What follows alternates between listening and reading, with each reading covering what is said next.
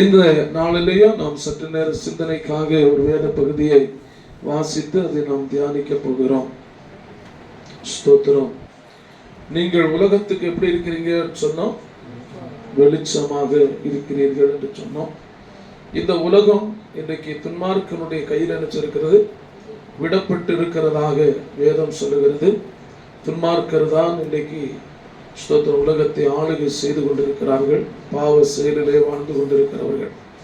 அடுத்ததாக மத்தேயு எழுதின சுவிசேஷம் ஸ்தோத்திரம் 16வது அதிகாரம் 26வது வசனத்தை ஒரு வாசிக்கலாமே. மத்தேயு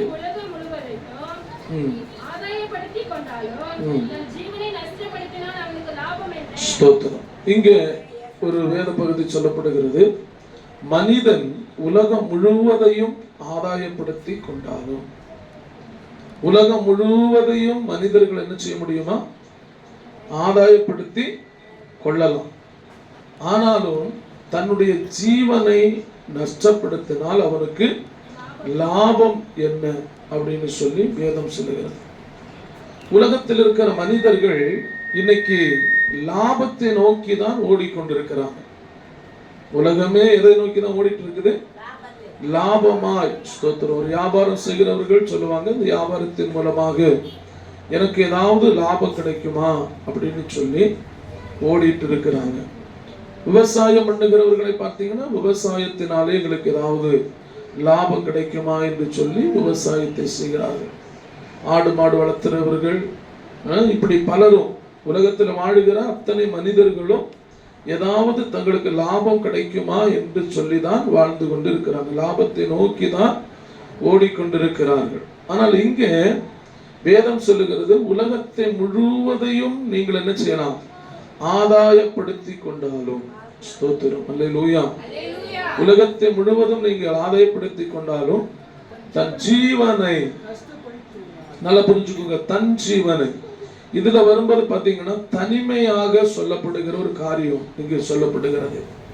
ஸ்தோத்திரம். அதாவது ஒரு தங்களுடைய ஜீவனை அப்படின்னு சொல்லல, இல்லைன்னா எல்லாருடைய ஜீவனையும் அவர் அந்த இடத்துல சொல்லல.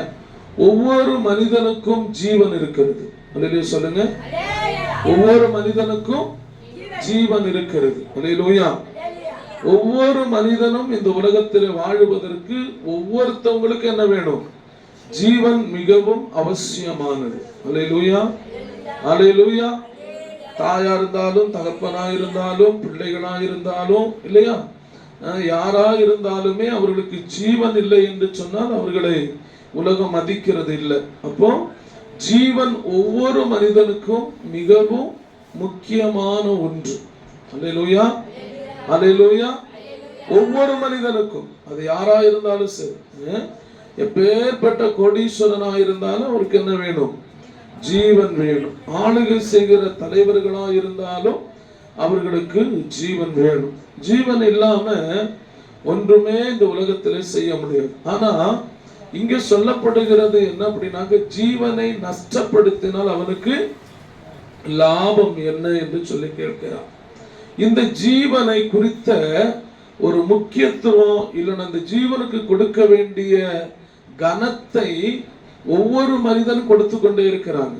நிறைய பேர் நினைக்கிறாங்க, இன்னைக்கு வாலிப பிள்ளைங்க எல்லாம் தன்னுடைய ஜீவன் லாபகமா கிடைக்கும், இல்லைனாக்க அது மலிவா இருக்கும் அப்படின்னு சொல்லிதான் வாகனங்களை ரொம்ப ஸ்பீடா ஓட்டுறதும், இல்லையா, கஞ்சா அடிக்கிறதும், தண்ணி அடிக்கிறதும், பாவ வழிகளில் போய்கொண்டு இருப்பதும், நிறைய பேர் தற்கொலை பண்ணி மரிப்பதும், இதெல்லாம் என்ன அப்படின்னாக்க ஜீவனை மறுபடி கிடைச்சிருமா கிடைக்கும் அப்படின்னு நினைக்கிறாங்க.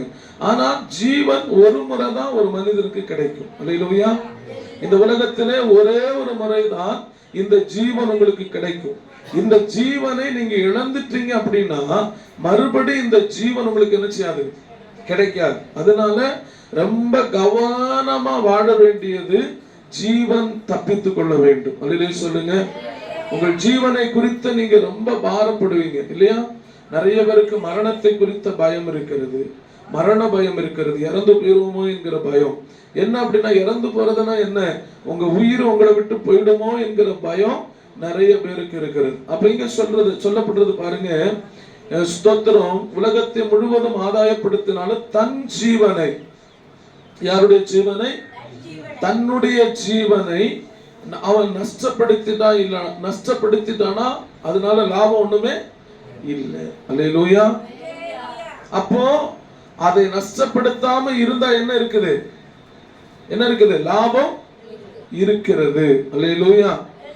வேதம் சொல்லுகிறது, அதாவது ஸ்தோத்திரம், தன் ஜீவனை நஷ்டப்படுத்திட்டான் அப்படின்னா லாபம் இல்லை, நஷ்டப்படுத்தாம இருந்தா அவனுக்கு லாபம் இருக்கு. அப்போ உன்னை நஷ்டப்படுத்திட்டோம்னா சொல்லுவான், அவன் நஷ்டப்படுத்திட்டான், அவ்வளோ பணம் வச்சிருந்தான் நஷ்டப்படுத்திட்டான், அவ்வளோ நிலம் வச்சிருந்தான் நஷ்டப்படுத்திட்டான், அவ்வளோ நகை வச்சிருந்தான் நஷ்டப்படுத்திட்டான். எப்படி நஷ்டப்படுத்தினா சொல்லுவாங்க, குடிச்சு குடிச்சு அதெல்லாம் நினைச்சிட்டான் நஷ்டப்படுத்திட்டான். சோத்திரம், சீட்டாடி சீட்டாடி சூதாடி சூதாடி அதை நஷ்டப்படுத்திட்டான். ஊதாரித்தனமா வாழ்ந்து வாழ்ந்து தனக்கு இருந்த ஆசீர்வாதங்களை நஷ்டப்படுத்திட்டான் அப்படின்னு சொல்றதை கேள்விப்பட்டிருக்கீங்க இல்லையா? இதே மாதிரி தான் ஸ்தோத்திரம், இந்த ஜீவனை நஷ்டப்படுத்திட்டீங்கன்னா மறுபடி உங்களுக்கு எந்த விதத்திலையும் அதை திருப்பி எடுக்க முடியாத சூழ்நிலை ஆகிடும். அல்லேலூயா.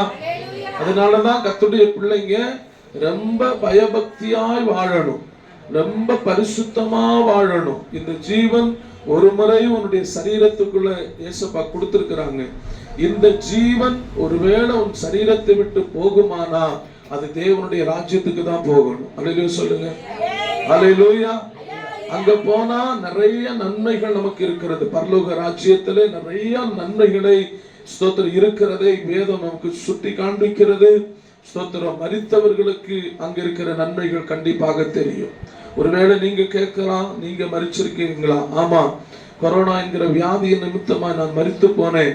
அந்த ஸ்தோத்திர மரணத்துக்கு அப்புறம் ஒரு மனிதனுக்கு என்ன நடக்கும் என்கிறதை எனக்கு நன்றாக தெரியும். அதனால இந்த உலகத்திலே நீங்க சம்பாதிக்கிற பணத்தை விடவும், பொருட்களை விடவும், அல்லது உலகத்தில் இருக்கிற எல்லா ஆஸ்திகளை விடவும், எல்லா ஆடம்பரங்களை விடவும் உங்களுடைய ஆத்துமா விலையேற பெற்றது. அல்லேலூயா சொல்லுங்க பார்க்கலாம். அல்லேலூயா. இந்த ஆத்துமாவை என்ன செஞ்சிட கூடாதுங்க? இழந்து போக கூடாது. நீங்கள் ஸ்தோத்திரம் ஒண்ணு பாருங்க, நீங்கள் உலகத்துக்கு எப்படி இருக்கிறீங்க? உலகத்துக்கு வெளிச்சமா இருக்கிறீங்க.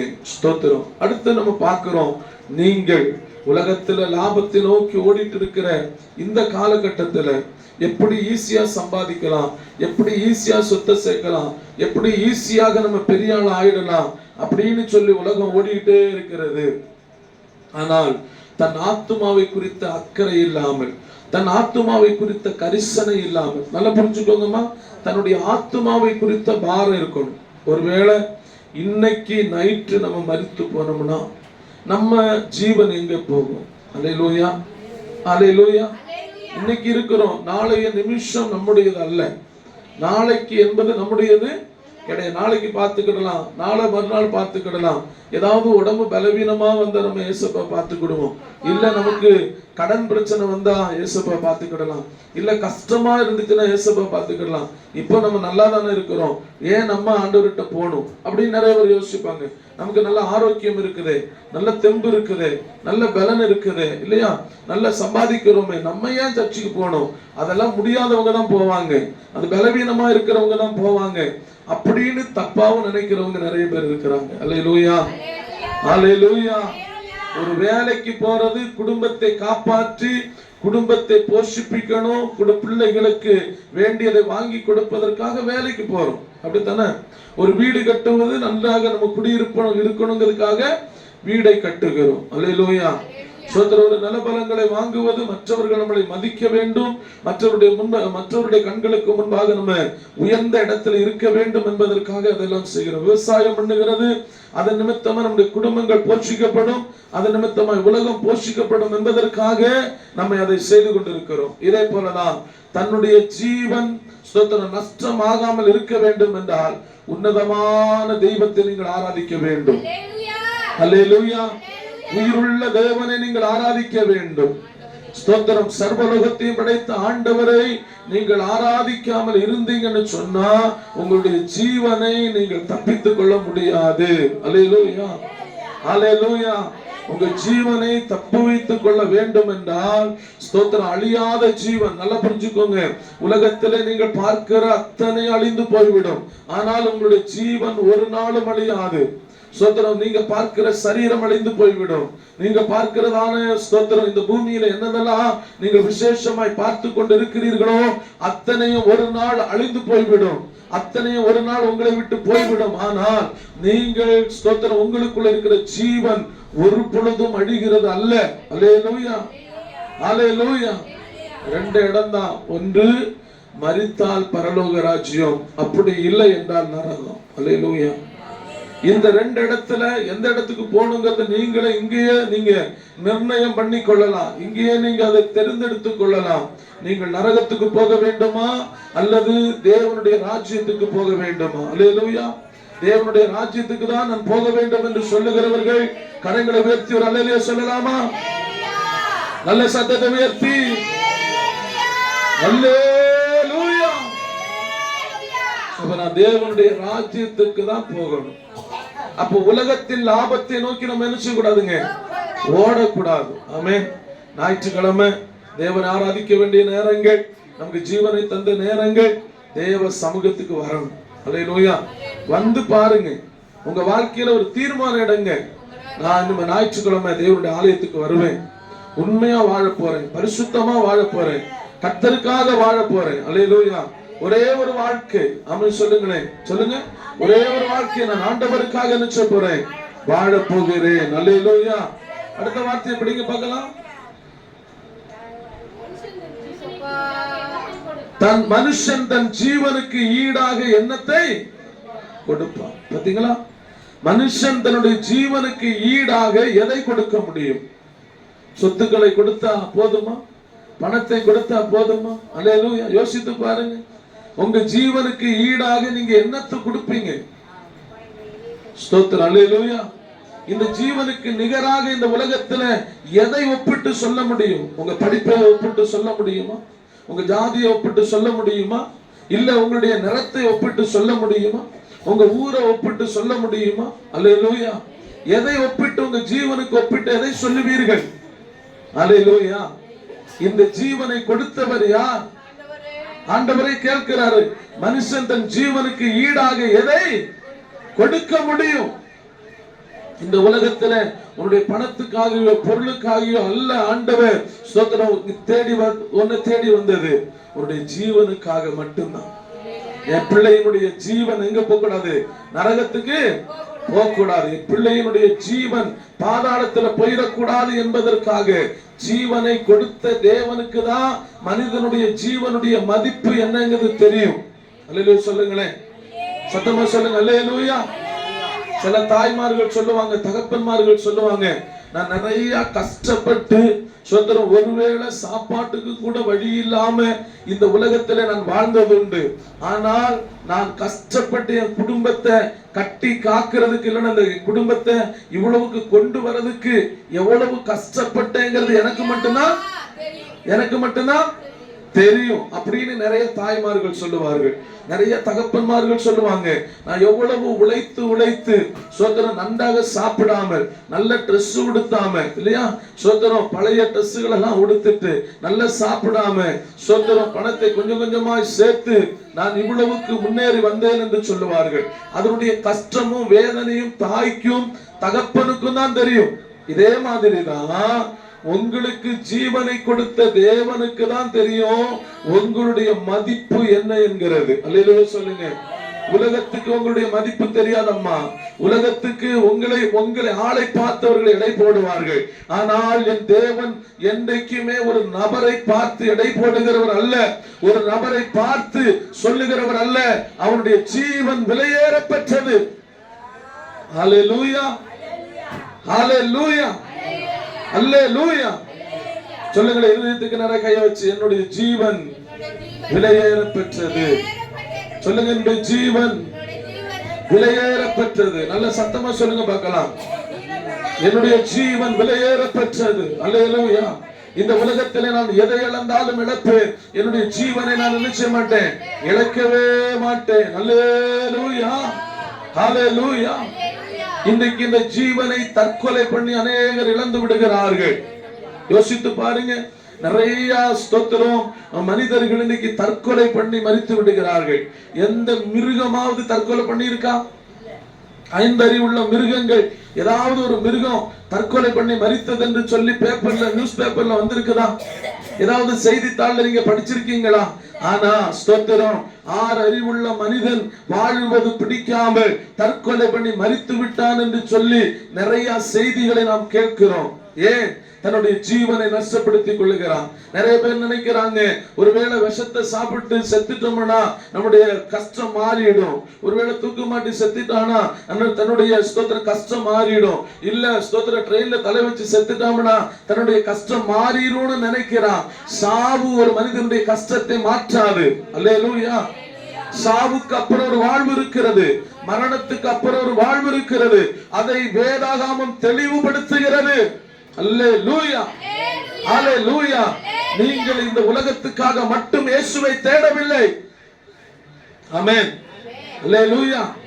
உலகத்துல நான் நல்லா வாழணும், உலகத்துல நான் ஆசீர்வாதமா மாறணும், உலகத்துல நான் வியாதி இல்லாம வாழணும், உலகத்துல மற்றவர்களை விட உயர்ந்து வாழணும், அதுக்காக நம்ம இயேசப்பாவை ஆராதிக்கல. ஆமென் சொல்லுங்க. நீங்க அப்படி பாத்தீங்கன்னா நம்மள இயேசப்பாவை ஆராதிக்காதவன் நம்மளை விடவும் உயர்ந்து இருக்கிறான். நிறைய பேர் நம்மளை விட பெரிய ஆளா இருக்கிறாங்க, பணக்காரனா இருக்கிறான், கோடீஸ்வரனா இருக்கிறான். ஏசப்பாவை ஆராதிக்கிற நிறைய பேர் ஏழைகளா இருக்கிறாங்க, தரித்திரமா இருக்கிறாங்க. ஒருவேளை சாப்பாட்டுக்கு கஷ்டப்பட்ட எத்தனையோ பேர் ஏசப்பாவை ஆராதித்துக் கொண்டிருக்கிறாங்க.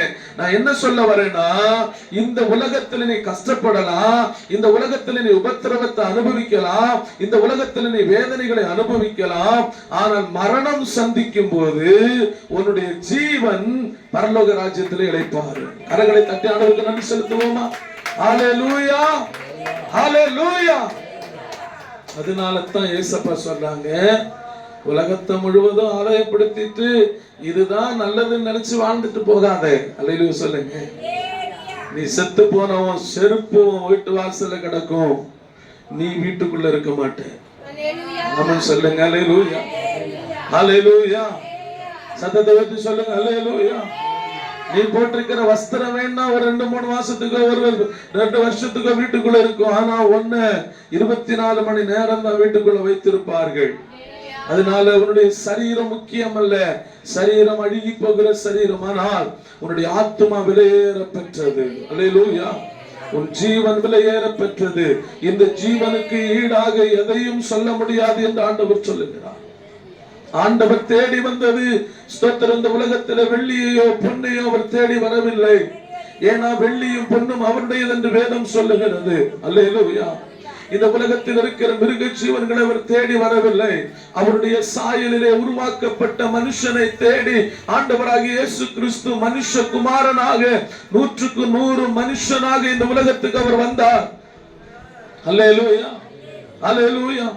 உங்களுக்காகவும் எனக்காகவும் ஆண்டவராகிய இயேசு தன்னுடைய ஜீவனை கொடுத்திருக்கிறார். ஆமென்.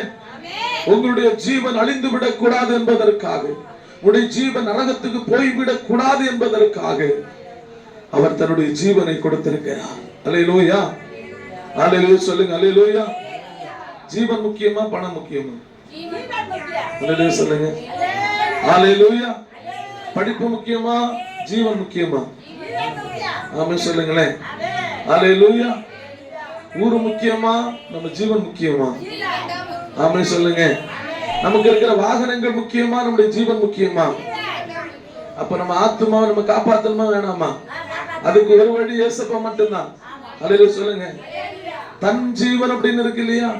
ஒவ்வொரு மனுஷனும் இறந்து போகும்போது அந்த மனுஷன் கூட யாரும் இறந்து போக மாட்டாங்க. யாரும் அவங்க தனியா தான் என்ன செய்யணும்? இறந்து போகணும். அல்லேலூயா. இதை குறித்து தான் ஆண்டவர் சொல்லுகிறார். தயவு செய்து நீங்கள் உலகத்தில் இருக்கிற காரியத்தை நோக்கி ஓடாதீங்க. ஆமென் சொல்லுங்க. இதெல்லாம் குப்பை என்று பவுல் சொல்லுகிறார். அல்லேலூயா. உலகத்திலே மனிதர்கள் சேர்த்து வைத்திருக்கிறது எல்லாம் குப்பை. அல்லேலூயா. ஸ்தோத்திரம். ஆமென் சொல்லுங்க. அல்லேலூயா, அல்லேலூயா. பெரிய பெரிய ஞானிகள் மண்ணில் நித்திரை பண்ணி கொண்டிருக்கிறாங்க. பெரிய பெரிய தலைவர்கள் மண்ணில் நித்திரை பண்ணி கொண்டிருக்கிறாங்க. ஆமென், ஸ்தோத்திரம், அல்லேலூயா. நாட்டை ஆண்டவர்கள் நித்திரை பண்ணி கொண்டிருக்கிறாங்க. ஏன்னா அவங்களுக்கு கொஞ்சம் ஸ்பெஷல் இடத்தை கொடுத்துருப்பாங்க. ஸ்பெஷலா ஒரு இடத்தை கொடுத்து அவங்கள ஸ்தோத்திரம் யாரு காற்று வராம இல்லைன்னா மழை தண்ணி விழாம அழகா ஒரு இதை கட்டி வச்சிருப்பாங்க. யாரா இருந்தாலும் எங்க மண்ணில் ஒரு நாள் படுத்துதான் ஆகணும். அல்லேலூயா சொல்லுங்க. அதனால உங்க ஜீவனை நீங்க இழந்து விடாதீங்க. அடுத்து பாருங்க, ஸ்தோத்திரம், வேதத்தில் இன்னொரு வசனத்தை கூட வாசிக்கலாம். மத்தேயு எழுதின சுவிசேஷம் 25வது அதிகாரம் 34வது வசனத்தை வாசிங்க. 25:34.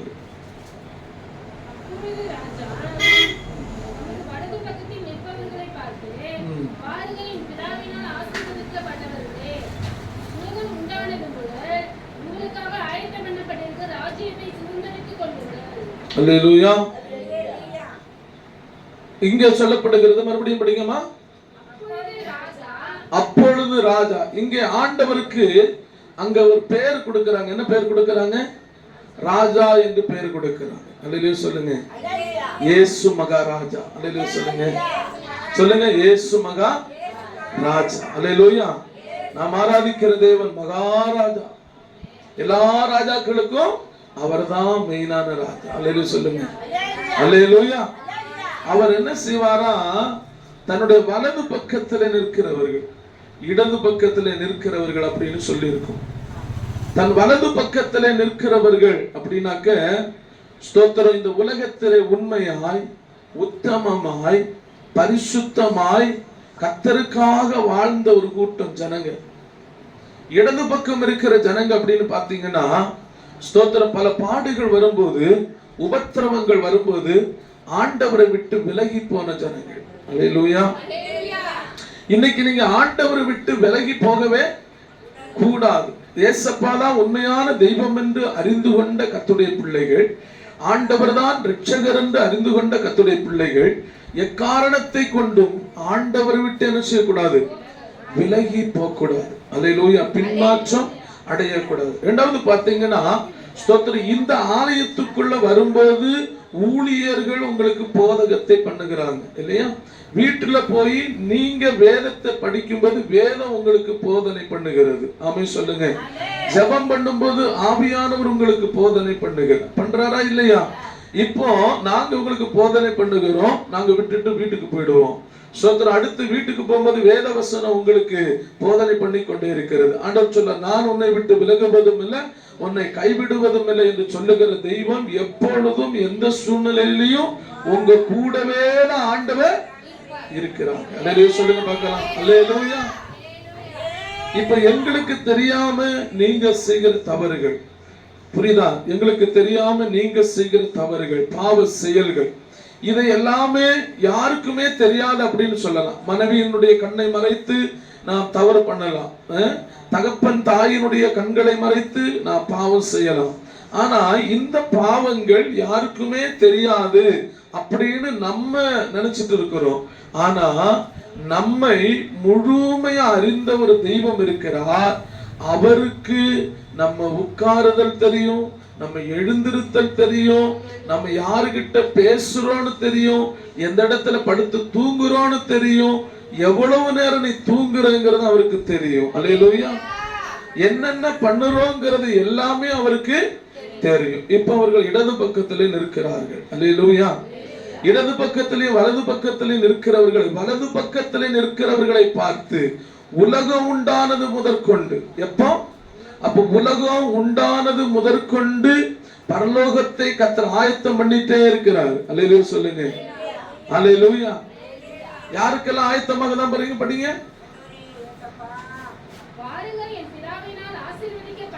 யாரா? என் பிதாவினால் ஆசீர்வதிக்கப்பட்டவர்களே. அங்கே ஸ்தோத்திரம், குமாரனாகிய கிறிஸ்து கூட அவர்களை என்ன செய்ய முடியாதான், வாங்கன்னு சொல்லி கூப்பிட முடியல.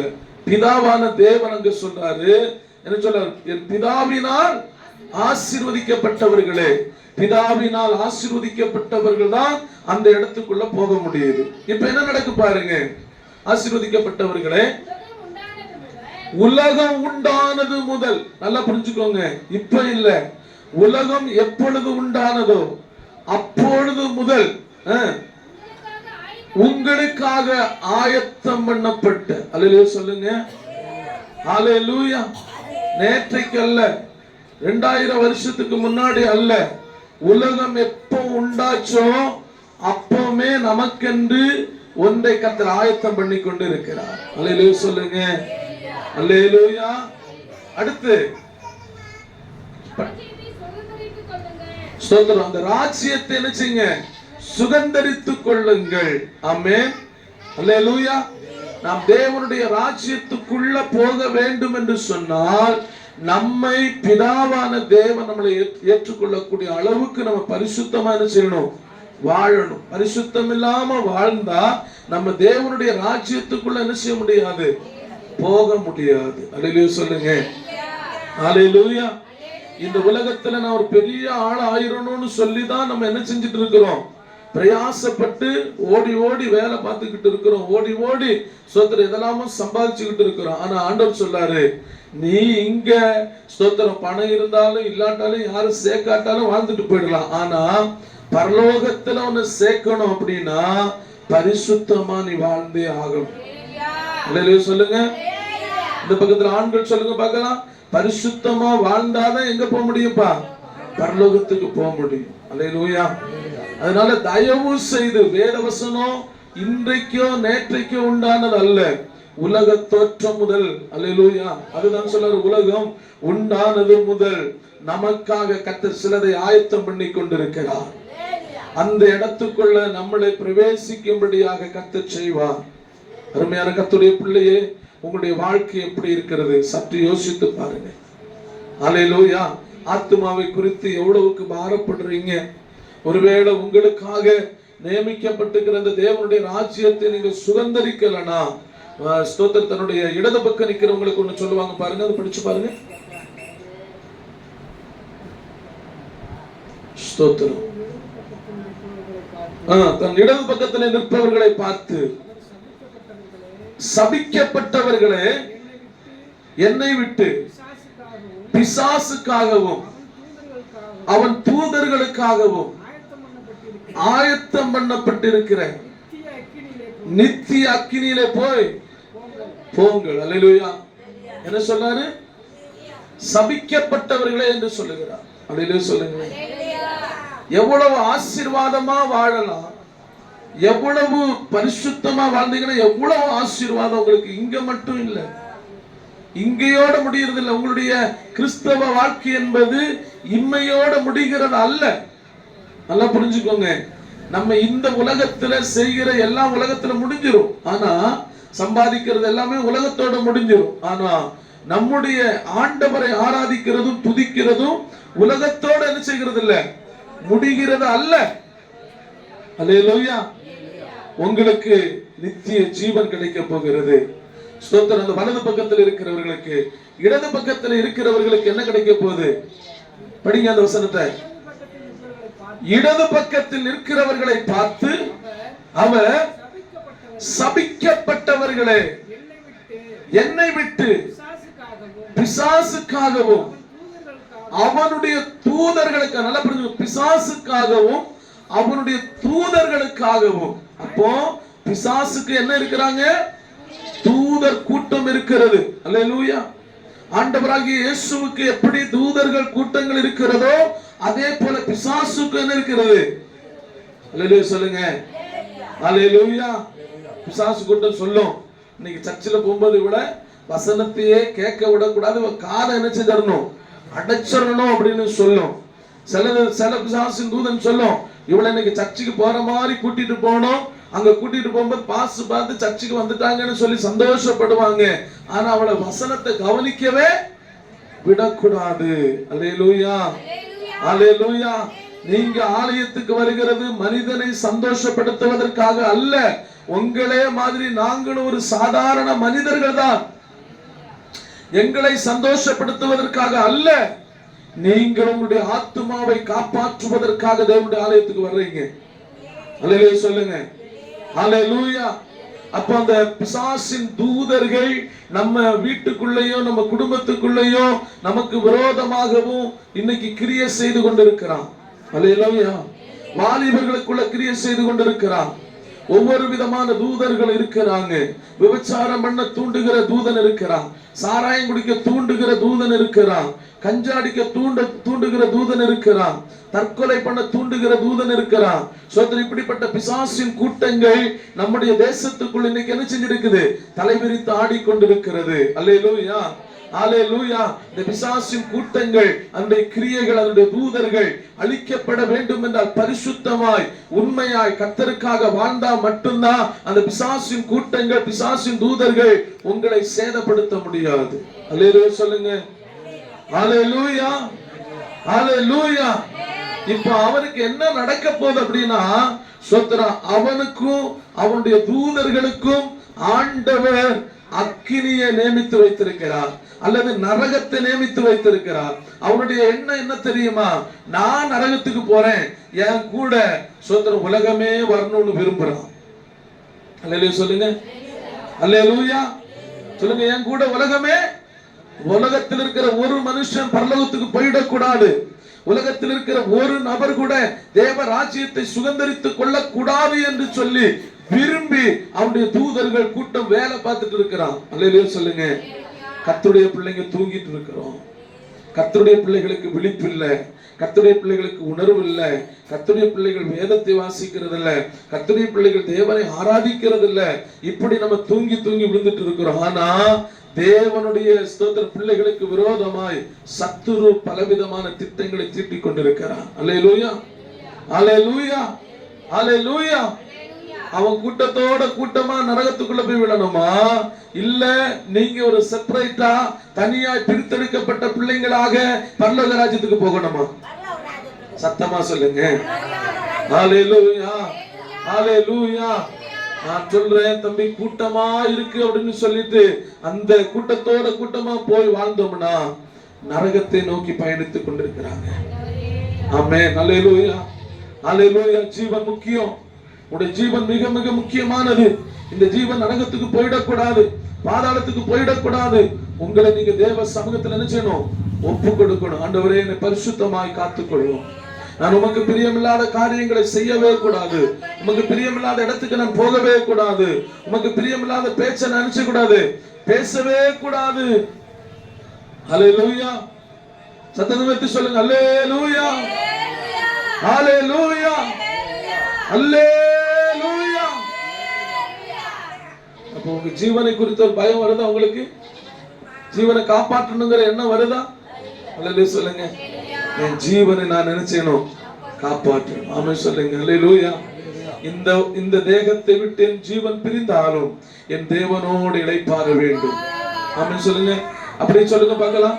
இந்த தேகத்தை விட்டு என் ஜீவன் பிரிந்தாலும் என் தேவனோடு இளைப்பாற வேண்டும். அல்லேலூயா, ஸ்தோத்திரம். ஆமென் சொல்லுங்க. அல்லேலூயா.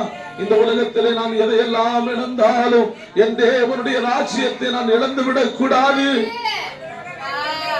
என் தேவனுடைய ராஜ்யத்தை நான் இழந்து விடக் கூடாது. ஹல்லேலூயா. வலது பக்கம் நிக்கணுமா, இடது பக்கம் நிக்கணுமா? வலது பக்கம் நிக்கணும். ஆமென் சொல்லுங்களேன். வலது பக்கம் நிக்கிறவங்க நிறைய உபத்திரவப்பட்டவங்க, நிறைய வேதனை அனுபவிச்சவங்க, நிறைய கஷ்டத்தை அனுபவிச்சவங்க. ஏசப்பாவுக்காக வாழணும் அப்படின்னு சொல்லி உண்மையா வாழணும்னு நினைச்சனா சில நேரங்களிலே சிலதை இழக்க வேண்டியது நேரிடலாம், சில போராட்டங்களை சந்திக்க வேண்டியது நேரிடலாம், சில நஷ்டப்பட வேண்டியது வரலாம், சில சூழ்நிலைகளிலே நாம் சோதனை விழுந்து போகக்கூடிய சூழ்நிலைகள் வரலாம், கஷ்டப்படக்கூடிய சூழ்நிலை வரலாம், கண்ணீர் வடிக்கக்கூடிய சூழ்நிலைகள் வரலாம். ஆனாலும் நாம் வலது பக்கம் நிற்கிறவர்கள் சாதாரணமா போய் வலது பக்கத்துல நிக்கல. நான் சொல்றேன், பல வேதனைகளையும் நிந்தனைகளையும் அனுபவித்து நான் எப்படியாவது இயேசுவுக்காக வாழ வேண்டும் என்று சொல்லி தன்னை அர்ப்பணித்ததான ஒரு கூட்டம் ஜனங்கள் இருக்கிறார்கள். கர்த்தருடைய பிள்ளையே, அவர்கள் வலது பக்கத்தில் நிற்கிறார்கள். ஹல்லேலூயா. எப்படியாவது வாழலாம், எப்படி வேணாலும் வாழலாம். இயேசுங்கிற பேரை சொல்லிட்டு என்ன வேணாலும் பண்ணலாம். சர்ச்சுக்கு மட்டும் போனா போதும்னு சொல்லி வாழ்ற கூட்டங்களும் இருக்குது. அவர்களை இங்கே மட்டும்தான் ஸ்தோத்திரம் ஒருவேளை மற்ற மனிதர்கள் பார்த்து பெருமைப்படுத்தலாம். அவர்கள் நிற்கிற இடம் ஸ்தோத்திரம் அவருடைய இடது பக்கத்தில் நிற்கிறாங்க. இவங்க ரெண்டு பேருக்கும் ஒரு தீர்ப்பு நடக்குது. ஒண்ணு தேவ ராஜ்யத்துக்கு போறாங்க, இன்னொன்னு எங்க போறாங்கயா? நித்திய நரகத்துக்கு போறாங்க. அல்லேலூயா சொல்லுங்க. எது உங்களுக்கு வேணும்? இப்பவே நீங்க ஸ்தோத்திரம் சூஸ் பண்ணலாம். எது வேணும் உங்களுக்கு? பரலோகம் வேணுமா, நரகம் வேணுமா? அல்லேலூயா. ஜீவன் வேணுமா, மரணம் வேணுமா? ஆமென். அல்லேலூயா. உங்களுடைய ஜீவன் வேணும்னா இயேசு மாத்திரமே, அவரை நம்பினாதான் உங்க ஜீவனை நீங்கள் தப்பித்துக் கொள்ள முடியும். உங்களுக்கு நரகம் வேணும்னு சொன்னா உங்க விருப்பத்தின்படி வாழலாம், என்ன வேணாலும் செய்யலாம். இந்த உலகத்துல ரொம்ப சுதந்திரமா வாழ்றாங்க, என்ன வேணாலும் பண்ணி வாழ்ந்துட்டு இருக்கிறாங்க. அல்லேலூயா. கொஞ்ச காலம் இயேசுவுக்காக வாழ்வதற்கு உங்களை ஒப்புக் கொடுக்க முடியுமா? அருமையான கர்த்தருடைய பிள்ளையே, அப்படி முழங்கால் படியிட்டு தேவனுக்கு முன்பதாக, ஆண்டவரே உமக்கு ஸ்தோத்திரம் ஐயா, நாங்கள் உலகத்துக்கு வெளிச்சமாக இருக்கிறோம். அது மட்டுமல்ல, மனிதன் இந்த உலகத்தை முழுவதும் ஆதாயப்படுத்தினாலும் தன் ஜீவனை நஷ்டப்படுத்தினால் அவனுக்கு லாபம் என்ன என்று சொல்லி கேட்டிருக்கிறீங்க. இந்த உலகத்தில் எனக்கு நிறைய லாபம் சம்பாதித்து சேர்த்து விட்டு நிறைய லாபத்தை வைத்திருக்கிறேன், ஆனால் என் ஜீவன் எங்கே போகும் என்று எனக்கு தெரியவில்லை. என் ஜீவன் என் சரீரத்தை விட்டு போகும்போது எங்கே போகும் என்று எனக்கு தெரியவில்லை. ஒன்று நித்திய நரகத்துக்கு போகுமா, அல்லது நித்திய ஜீவனை கொடுக்கிற தேவனுடைய ராஜ்யத்துக்கு போகுமா என்கிறது இன்னும் நான் புரிந்து கொள்ளவில்லை. நித்திய ஜீவனை பெற்றுக் கொள்ள வேண்டும் என்றால், நித்திய ராஜ்யத்துக்கு நீ போக வேண்டும் என்று விரும்புகிறீர்கள் என்று சொன்னால், இயேசு கிறிஸ்து ஒருவரால் மட்டும் நான் உங்களுக்கு நித்திய ஜீவனை கொடுக்க முடியும். அவரால் அன்றி வேற ஒருவராலையும் ரட்சிப்பு இல்லை, அவரால் அன்றி வேற ஒருவராலையும் மீட்பு இல்லை. உங்களை மீட்கிற கர்த்தர் ஒருவர் மாத்திரமே. மேலே வானத்திலும் கீழே பூமியிலும் ரட்சிக்கப்படுவதற்கு ஒரே ஒரு நாமம் இருக்கிறது, அது இயேசு என்கிற நாமம் மாத்திரமே. அந்த இயேசுவின் நாமத்தை இப்பொழுது சொல்லுங்க. இயேசப்பா, என் ஜீவன் தப்பித்துக் கொள்ள வேண்டும், என் ஜீவன் நரகத்துக்கு போயிடக்கூடாது. இந்த உலகத்தில் இந்த தேகத்திலே நான் வாழுகிற காலம் எல்லாம் கர்த்தருக்காய் வாழ்ந்து, கர்த்தரை ஆராதித்து, கர்த்தரை துதித்து, கர்த்தருடைய நாமத்தை மகிமைப்படுத்தி, கர்த்தருடைய ராஜ்யத்தை சுதந்திரிக்க கர்த்தர் உதவி செய்யுங்க. ஆண்டவரே, இடது பக்கத்தில் இருக்கிறவனாய் நான் மாறக்கூடாது, வலது பக்கத்தில் இருக்கிறவனாய் நான் மாற வேண்டும். ஆண்டவரே, பரிசுத்தமா வாழணும் சொல்லுங்க, பரிசுத்தமா வாழணும்னு சொல்லுங்க, உண்மையா வாழணும்னு சொல்லுங்க, கர்த்தருக்கு பிரியமா வாழணும்னு சொல்லுங்க. ஆண்டவரே, நீங்க சொல்லுகிறதை கேட்டு அதன்படி நான் வாழ எனக்கு உதவி செய்யுங்க இயேசப்பா. ஹல்லேலூயா. பாவம் நிறைந்த உலகம், அக்கிரமம் நிறைந்த உலகம், சொந்த உலகத்திலே பலவிதமான மலிவாய் கிடைக்கிற பாவங்கள், மலிவாய் கிடைக்கிற சாபங்கள், ஆனால் அதை தேடி மனிதர்கள் ஓடிக்கொண்டிருக்கிறார்கள். இன்றைக்கு நீங்கள் எதை நோக்கி ஓடிக்கொண்டிருக்கிறீர்கள்? ஹல்லேலூயா. தேவராஜ்யத்தை சுதந்திரிக்கணும் என்கிற ஏக்கம் உங்களுடைய இருதயத்துக்குள் இருக்கிறதா? தேவராஜ்யத்தை நான் சுதந்திரிக்க வேண்டும். எதை இழந்தாலும், எதெல்லாம் இழந்துட்டாலும் தேவராஜ்யத்தை நான் இழக்கவே மாட்டேன்னு சொல்லி எத்தனை பேர் வாய் திறந்து சொல்ல போறீங்க? எத்தனை பேர் வாய் திறந்து சொல்ல போறீங்க? இடது பக்கத்தில் ஒரு கூட்டம் நிற்கிறது, இடது பக்கத்தில் சாத்தானின் கூட்டம் நிற்கிறது. அவனுடைய ஸ்தோத்திரம், அவனால் வழிநடத்தப்பட்ட ஒரு கூட்டம் ஜனங்கள் இருக்கிறார்கள். இன்றைக்கு உலகத்தை நோக்கி, பாவத்தை நோக்கி, அக்கிரமத்தை நோக்கி, பணத்தை நோக்கி, பொருளை நோக்கி, விபச்சார வேசித்தனங்கள், பலவிதமான ஸ்தோத்திர ஏமாற்று காரியங்களை பண்ணிக்கொண்டு வாழ்ந்து கொண்டிருக்கிற ஒரு கூட்ட மக்கள் இருக்கிறார்கள். அவர்கள் இடது பக்கம் இருக்கிறவர்கள், அவர்களுக்காக நியமிக்கப்பட்டிருக்கிற ஒரு இடம் இருக்கிறது, அது எரிகிற நரகம் என்று சொல்லி வேதம் தெளிவாய் சொல்லுகிறது. அந்த நரகத்துக்கு போக வேண்டும் என்றால், இன்னும் செய்து கொண்டிருக்கிற பாவத்தை செய்து கொண்டே இருந்தால் நீ நரகத்துக்கு போய்விடலாம். இல்ல, நான் நரகத்துக்கு போக வேண்டாம், அந்த எரிகிற நரகம் எனக்கு வேண்டாம் என்று சொல்லி விரும்புகிற கர்த்தருடைய பிள்ளையே, இன்றைக்கு நீ மனம் திரும்ப, மனம் திரும்ப, மனம் திரும்ப. விட வேண்டிய பாவங்களை விடு, விட வேண்டிய பாவங்களை விடு, விட வேண்டிய தவறுகளை விடு. ஓடாபா சந்தரா போடாலாபா ரிகானலரா. பிறருக்கு விரோதமான தீமையான காரியங்களை செய்கிறதை விடு, பிற குடும்பங்களுக்கு விரோதமான தீமையான காரியங்களை செய்கிறதை விடு. ஒப்புக்கொடு, ஒப்புக்கொடு, ஒப்புக்கொடு. ஆண்டவர்கிட்ட ஒப்புக்கொடு. நான் உமக்காக வாழ என்ன ஒப்புக் கொடுக்கிறேன் ஆண்டவரே, உமக்காக வாழ என்ன ஒப்புக் கொடுக்கிறேன், உமக்காக வாழ என்ன ஒப்புக் கொடுக்கிறேன் ஆண்டவரே. தேவனே, உம்மை ஆராதிக்க மறந்ததுண்டு, உம்முடைய ஆலயத்துக்கு வருகிறதை மறந்ததுண்டு. தேவனே, நீர் எனக்கு செய்த நன்மைகளை மறந்ததுண்டு. இனிமேல் அப்படி இருக்க மாட்டேன் சப்பா. உங்களுக்காக நான் வாழ்வேன்ப்பா, உங்களுக்காக வாழ்வேன் சப்பா. உங்க சித்தத்தை அறிந்து செயல்படுவதற்கு கர்த்தர் எனக்கு உதவி செய்யுங்க இயேசுவே. உங்க பிரசன்னத்தினாலே நிரப்புங்க, உங்க பிரசன்னத்தினாலே நிரப்புங்க ஆண்டவரே. எங்களை தாழ்த்துகிறோம், ஒப்பு கொடுக்கிறோம். இயேசுவின் நாமத்தில் நல்ல பிதாவே, ஆமென், ஆமென்.